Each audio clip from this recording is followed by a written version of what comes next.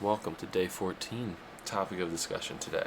It's a touchy one. Religion. I'm not going to go into any, I believe this, and I think you should believe that. I'm not a proselytizer, because first of all, I'm not very religious whatsoever. I struggle to agree with all of the things that come with any of the one religions. I suppose you could say I'm in the spiritual but not religious category. I do find religion fascinating. It is really just an attempt to answer some of the biggest questions of why the F are we even here? Which is my favorite question. The thing that I wanted to talk about specifically with religions, what actually sparked my decision to talk about religion in this particular one, a very specific thing I want to touch on. What sparked the idea was reading this new Joseph Campbell book. It's not new, it's probably published in the 80s, 90s. It's called Myths of Light. It touches on the Oriental myths, so the Eastern religions and mythology. Honestly, I was just thinking as I was reading it, because it's such a great book. The way that he sums up, which it's actually a collection of Joseph Campbell's teachings. This was actually written by someone else, where he took pieces from various teachings, lectures, and papers by Joseph Campbell and put them together into a coherent book. It's excellent. I wish I read it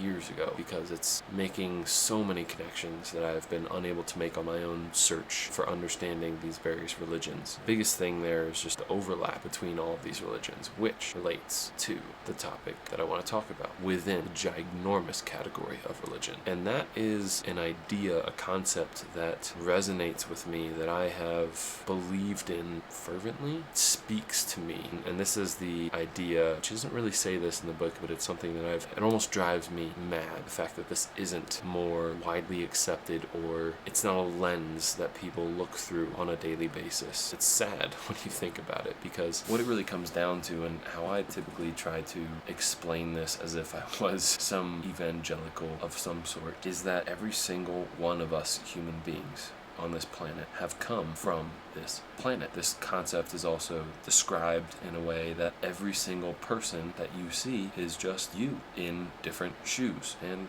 pants, skirts, whatever, shirts, long sleeve shirts, jackets. But it's just the same thing. Like, you're literally looking at you all around. And the reason that this maddens me, that we don't reflect on that on a more continuous basis, that we don't appreciate this fact every day, is the way that people treat other people. And of course, that's just part of human nature. That's actually an interesting point, because one thing that I was just reading that Campbell talks about is in the Eastern philosophy of, and this is where the divide between the Occidental or the Western and the Oriental or the Eastern philosophies kind of really takes place, is in the belief that God is separate from man in more of the Levantine Judaism, Christianity, and Islam, and then the Oriental or the Eastern philosophies like Hinduism, Buddhism. In those three Levantine religions, God is separate from man, whereas the kind of main idea of the religions of Eastern philosophies is that man is separate but also one with God,